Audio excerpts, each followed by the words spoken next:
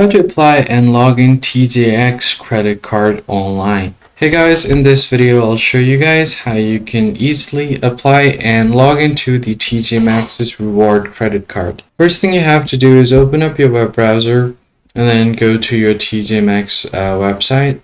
So here on the browser you can just search for TJX credit card, hit enter.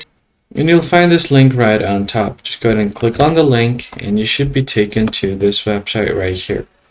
So if you're already a card member, you can pay your bills from here or view your rewards.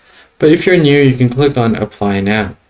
Just click on the apply now button. Now on this page, you can begin by entering your information. So you can enter the last 4 digits of your social security number as well as your phone number.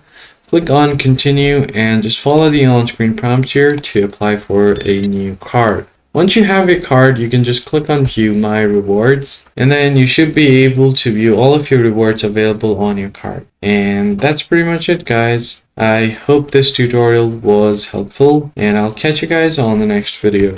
Thanks for watching.